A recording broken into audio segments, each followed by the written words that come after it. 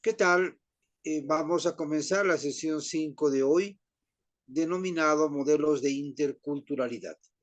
Habíamos visto en anteriores sesiones distintos enfoques sobre la cultura, sobre la forma de entender la cultura, y habíamos centrado nuestra atención en un concepto básico para esta asignatura, que es el concepto de interculturalidad.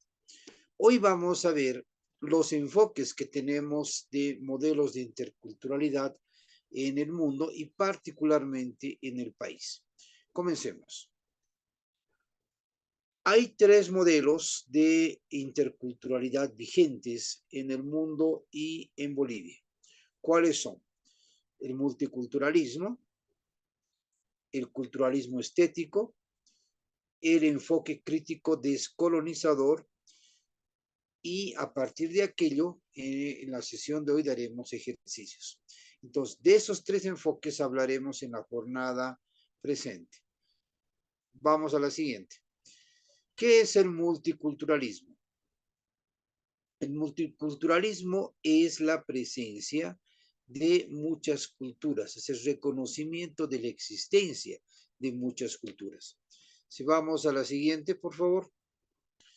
El multiculturalismo exalta la diversidad cultural sin preocuparse por las interacciones, las reacciones, los encuentros, los desencuentros, las contradicciones, las interdependencias o los choques que presenta este mosaico de varias culturas.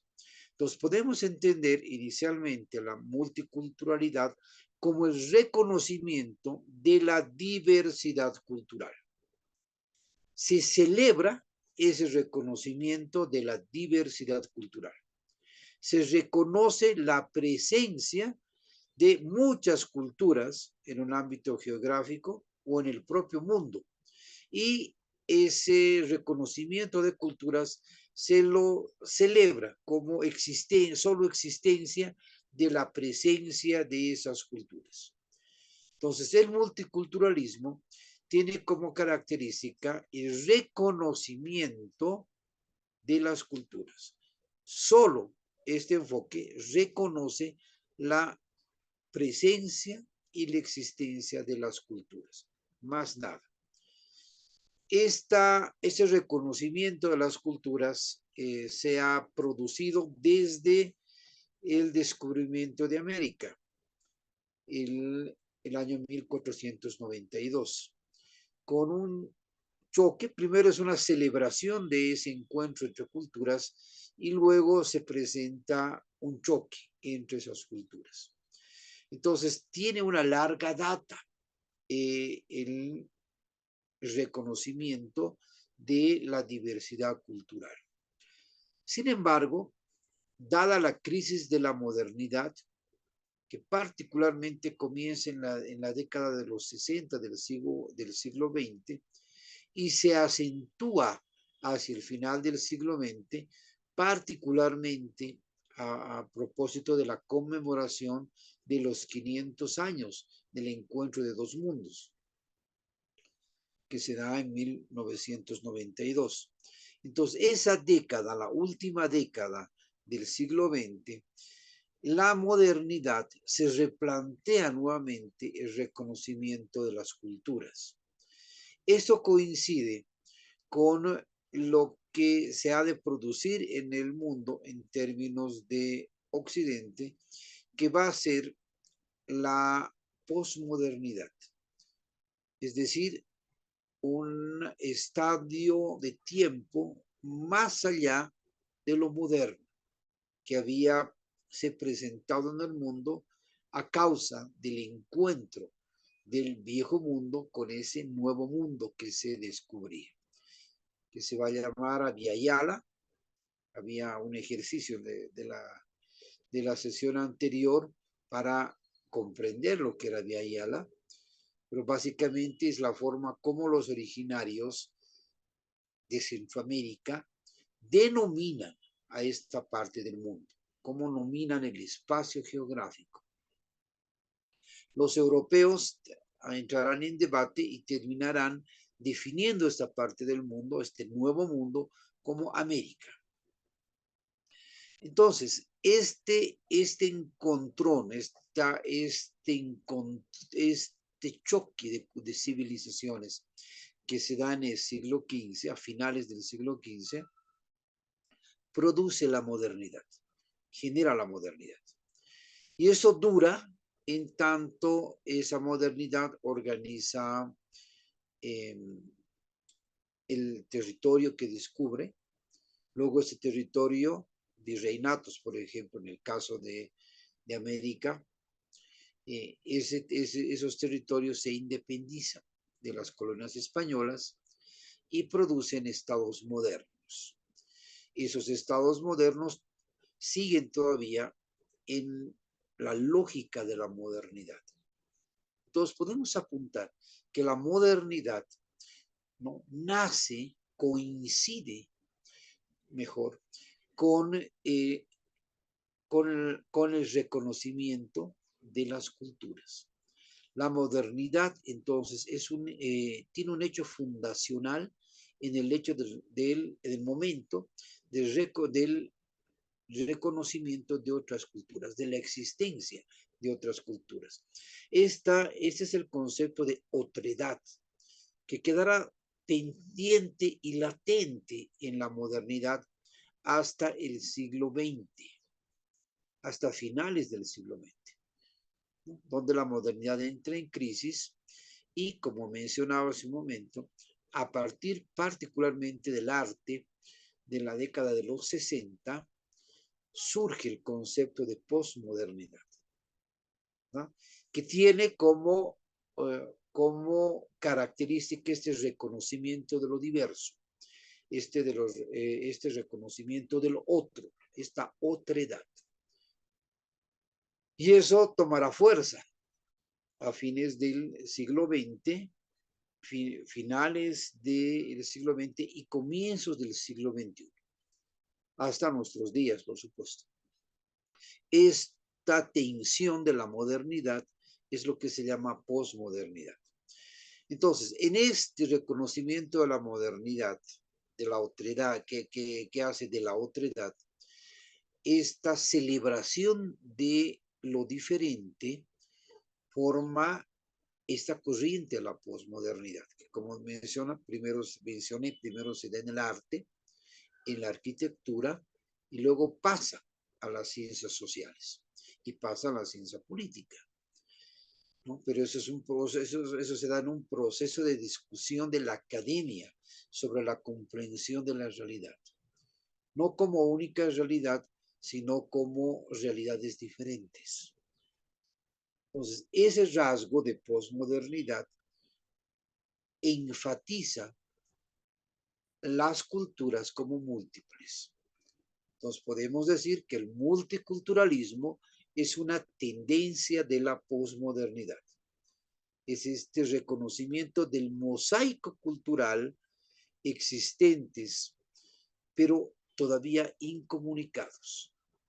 Es decir, hay africanos, hay hindús, hay aymaras, hay huanayecs, hay lecos, hay pacawaras, ¿no?, pero todos cohabitan un espacio único, que es el planeta Tierra, ¿no?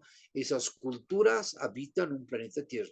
Y eso se da con un reconocimiento importante en el norte, ¿no?, en países del norte del mundo, ¿no? El mundo, por razones espaciales, incluso de rotación de la Tierra, y relaciones también de dominación, se divide en dos partes, norte, ¿no?, y sur. Podemos decir que la línea divisoria es lo que pasa en el Ecuador, ¿no?, con los tiempos horarios.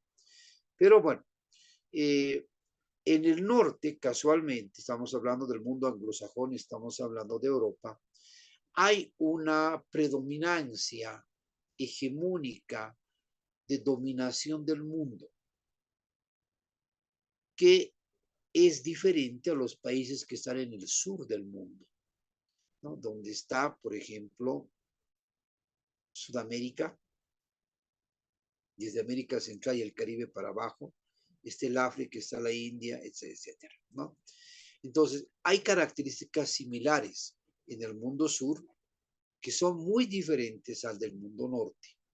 En el mundo norte existe la coincidencia de la dominación del planeta, ¿no? Y eso se plantea como un fenómeno geopolítico expansivo. Bueno, retornando al tema de la posmodernidad. Entonces, a finales del siglo XX, surge ya con mucha más fuerza la presencia del reconocimiento de lo otro, que se da por el reconocimiento de las culturas. Ese reconocimiento del otro se va a llamar posmodernidad. Y en términos del abordaje que estamos realizando desde la ciencia política, esa es la presencia del multiculturalismo. En otras palabras, el multiculturalismo quiere decir la celebración de la diversidad, el reconocimiento de la existencia de la diversidad y la celebración de aquella. Y pare de contar.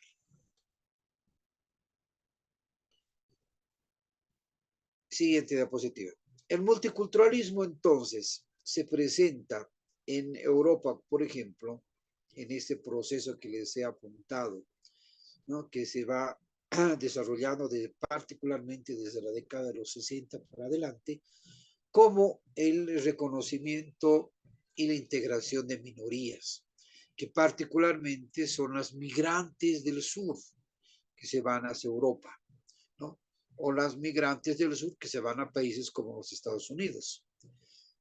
Entonces, esa migración interna genera minorías al interior de Europa, al interior de los Estados Unidos, por ejemplo, que se caracterizan por tener particularidades culturales, étnicas, religiosas, etcétera, dentro de una cultura dominante que básicamente es homogénea, ¿no? Esos estados del norte han logrado constituir sociedades sólidas, estados sólidos con base en una cultura, ¿no?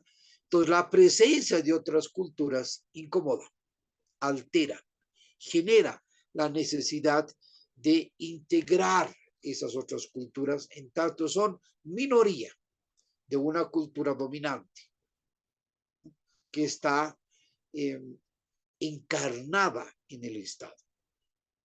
Entonces se plantea en estos países la necesidad de construir políticas públicas multiculturales que reconozcan el valor de la presencia de estos migrantes, de estas minorías.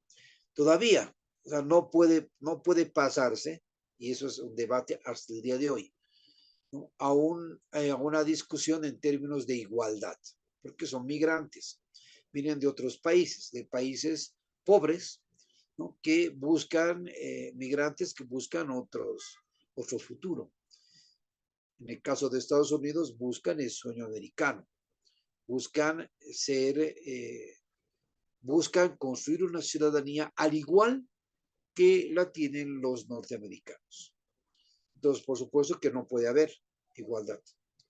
Entonces, pero la presencia de estas poblaciones minoritarias, ¿no? Que cada vez son más además, ¿no? Logra plantearle al Estado, a los estados del norte, es decir, los estados como Estados Unidos, como los países europeos, la necesidad de la articulación de estas minorías, de estas culturas ya con fuerte presencia, ¿no? en las sociedades. Entonces, podemos decir también que estas políticas multiculturales tratan de poner en contacto a las personas de distintas identidades culturales, pero todavía con esta perspectiva, ¿no? celebratoria de la existencia de las diversidades. Entonces, con esto se trata de evitar problemas de discriminación, exclusión, xenofobia, y se plantean términos como la tolerancia, y se trabaja términos de la tolerancia de las otras culturas, en términos de que también son culturas que aportan al movimiento, al desarrollo de esas sociedades. Particularmente son culturas de servicio, ¿no?, donde están destinadas estas poblaciones migrantes. En América Latina, ¿qué pasa? Esto se presenta como un fenómeno de educación bilingüe. Este enfoque multicultural se presenta como la necesidad de incluir temas de idioma nativo en un idioma que es dominante, que es el castellano, por ejemplo. Esta formación en idiomas diferentes no se la ve como interconectada, sino como el aprendizaje de dos idiomas, ¿no? Esto tiene un momento importante, que también era motivo de uno de los ejercicios de las sesiones anteriores, averiguar cuándo fue la primera marcha indígena en Bolivia. Se da en en agosto del año 90. Y esa primera marcha indígena de los años 90 le plantea al Estado boliviano la necesidad de inclusión de estas poblaciones indígenas que en su gran mayoría, en su diversidad indígena, están en el oriente del país y el Chaco. Entonces, esta situación que visibiliza que el Estado boliviano no ha logrado generar una organización homogénea, única, que había pretendido hacerlo a partir de la década de los 50 con la Revolución Nacional, ¿no?, genera la necesidad de modificar la Constitución. Y esa es la razón de la modificación del artículo primero de nuestra Constitución el año 94. La modificación constitucional del año 94 reconoce a Bolivia como un Estado libre, independiente, soberano, multiétnico y pluricultural, ¿no? Pero ese reconocimiento, muy en la perspectiva del multiculturalismo, no se plantea ese reconocimiento la necesidad de establecer diálogos entre las culturas o formas de articulación de las culturas. En otras palabras, celebra la existencia de la diversidad y la constitucionaliza. El año 2009, con la actual Constitución, vayamos a la siguiente diapositiva, por favor, se reconocen las tensiones que la disposición del artículo 1 del 94 no había resuelto. Y estas tensiones que reconoce no un gobierno o una persona, reconoce la sociedad boliviana, porque todo el debate de la Constitución surge a razón de la madurez de la democracia en el país, de la existencia y la apropiación de la democracia como un capital cultural de los bolivianos. Hoy, 10 de octubre, es el Día de la Democracia en el país. Y eso tiene una larga historia, ¿no? Es una larga historia construida durante 41 años, con mucho esfuerzo por los bolivianos. Bueno, el tema está que la reforma del 94 no da buenos resultados a la hora de mirar la integración del país, la integración social del país y el reconocimiento de estas autoridades, de estas diferencias marcadas por la cultura. Y ese debate entra en la Constitución del 2009. Hay un proceso de 3 años de un debate de la Constitución, del tipo de Constitución que necesitamos, del 2006 al 2009. El año 90, la primera marcha indígena ya plantea la existencia de una nueva Constitución. Y ahí todo el mundo cree que los indígenas están locos, están desubicados o están diciendo eso por ser analfabetos, ¿no? Años después, todo el país estaba discutiendo lo que habían planteado como necesidad de los indígenas el año 90, en esta primera marcha indígena. Una nueva constitución que tenga la capacidad de incluir a estos grupos de la sociedad que tienen su cultura, que tienen su propia organización. Y eso va a dar como resultado, ese debate en una asamblea constituyente, va a dar como resultado que el artículo primero de nuestra constitución actual reconozca a Bolivia su carácter pluricultural, intercultural, como, como raíz de la presencia de las culturas. No solamente la existencia, se reconoce la existencia de las culturas, sino su interacción, ¿no? Ese es un elemento central a la hora de entender la interculturalidad desde la Constitución en Bolivia y por lo tanto como eje ordenador de la sociedad. Entonces, de las 12 características que tiene Bolivia, la característica, yo diría, central es que Bolivia es un país intercultural, ya definido constitucionalmente en el artículo 1 de la Constitución. Entonces, el multiculturalismo reconoce la diversidad de las culturas, ¿no? Como un hecho real de la presencia de las sociedades diferentes en un determinado país.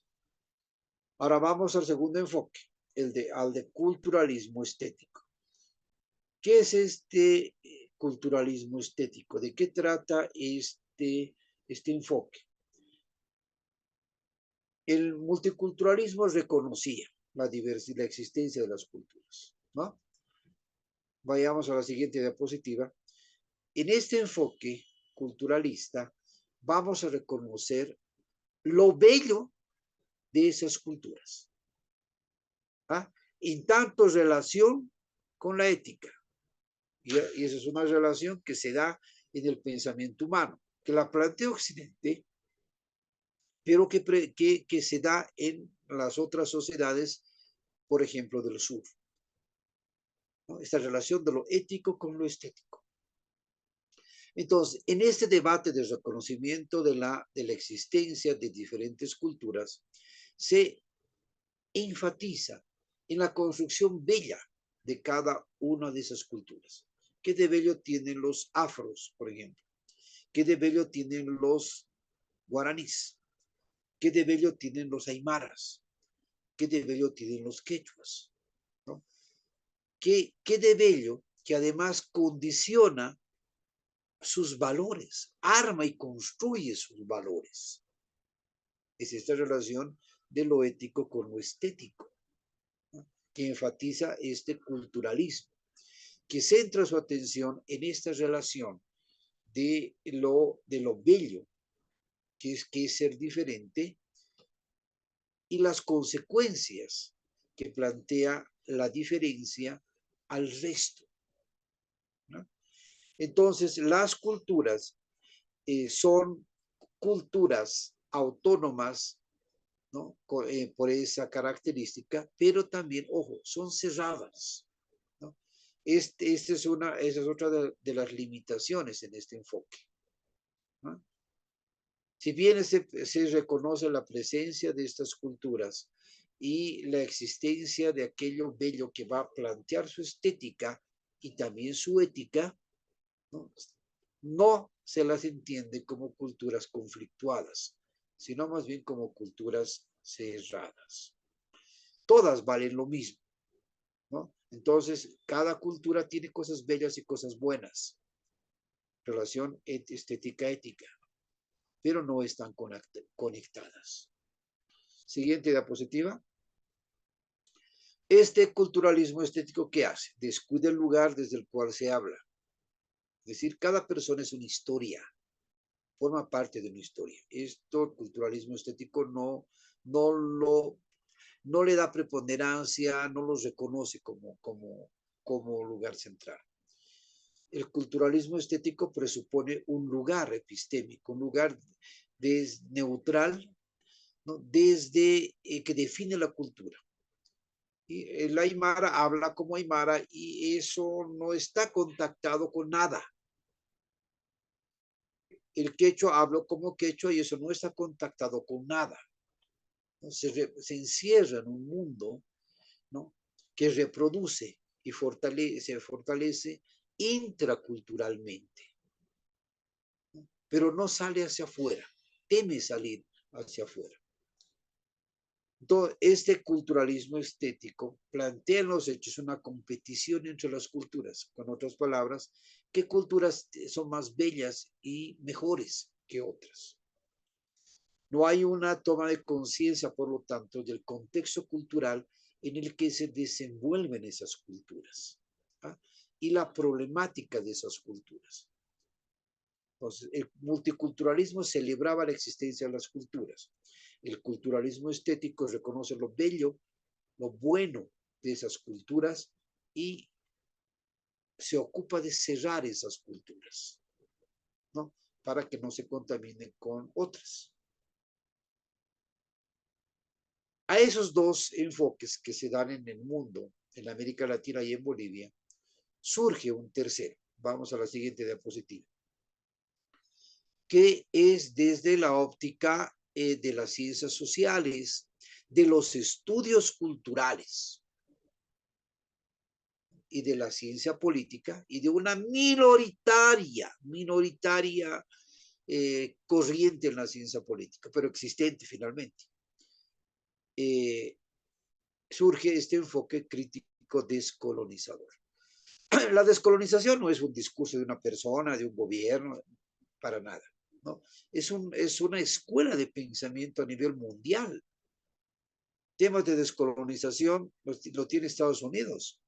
La Universidad del Estado de Nueva York, SUNY, tiene una cátedra de descolonización. No es una cosa que, ¿no?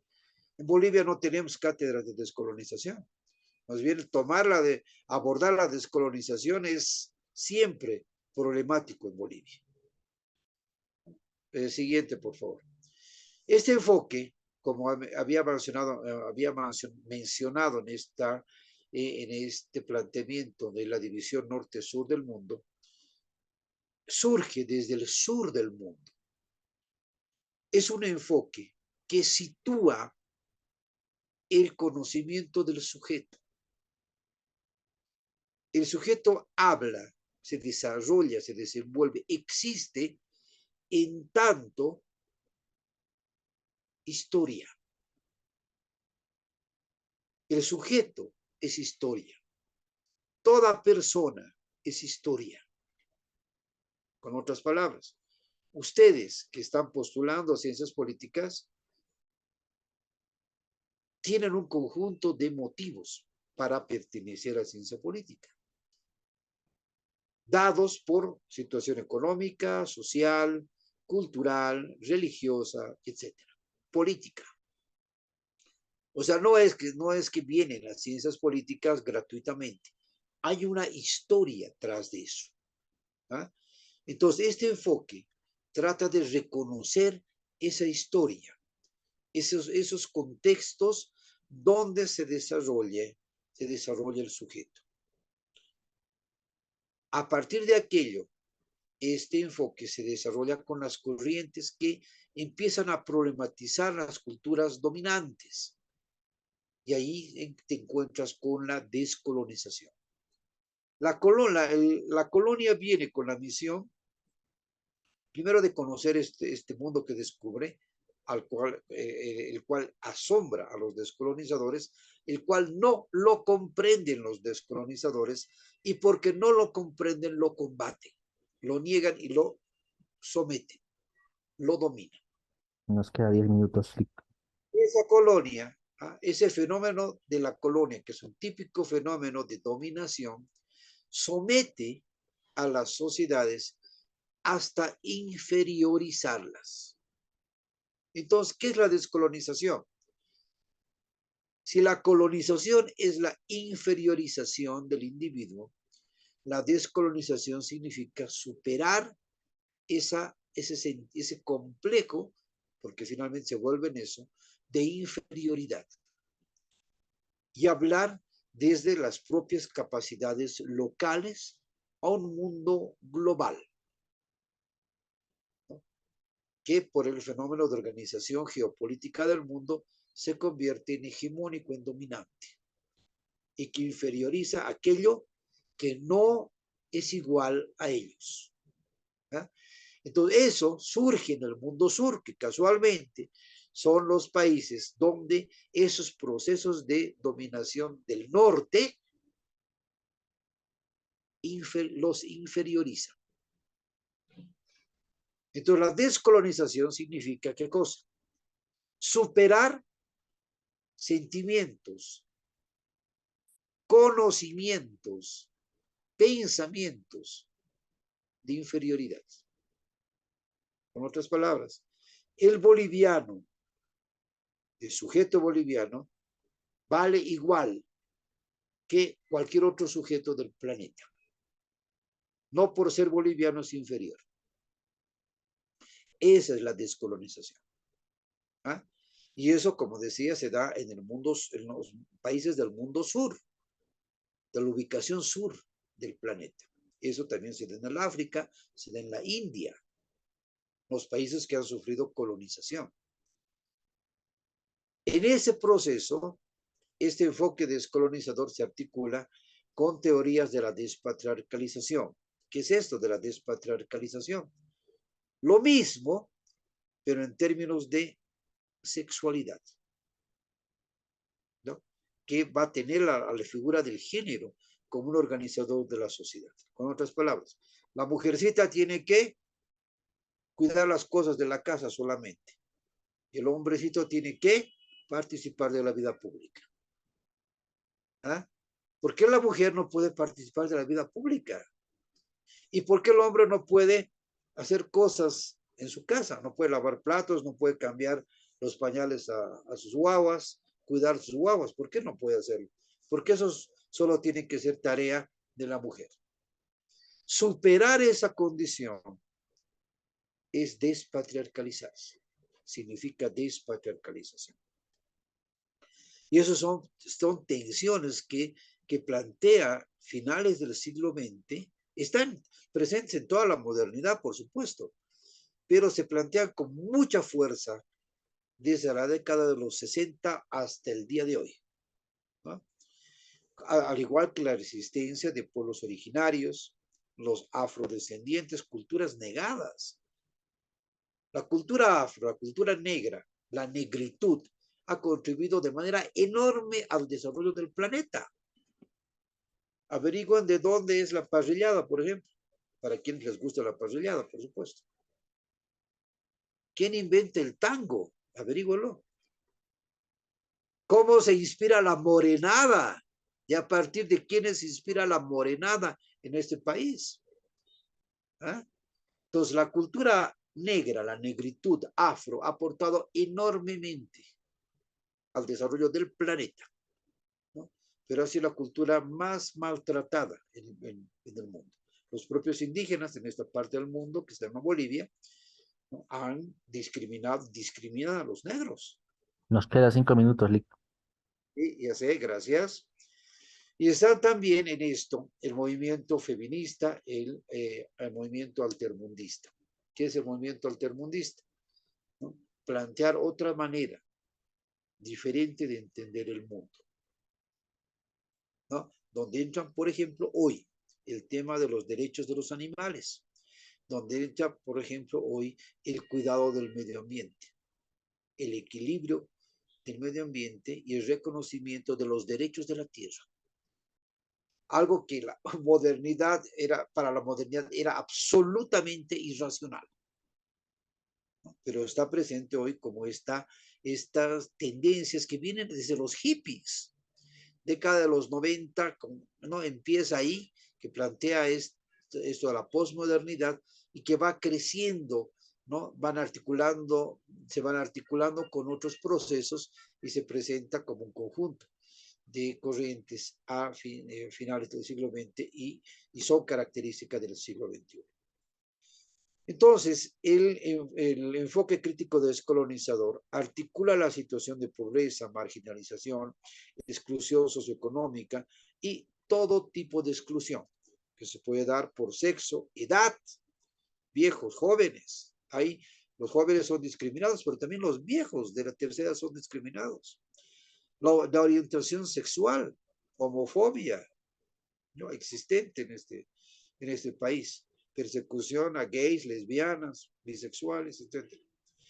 El color de piel, por supuesto, quién es más blanquito, quién es más negrito. En resumen, ¿qué podemos decir, estimados? Siguiente diapositiva, ya para terminar. Existen tres modelos: multiculturalismo, culturalismo estético y crítico descolonizador. El enfoque crítico descolonizador, que es el enfoque más realista desde las ciencias sociales y particularmente desde la ciencia política, logra articular las diferencias de grupos particulares con las diferencias estructurales.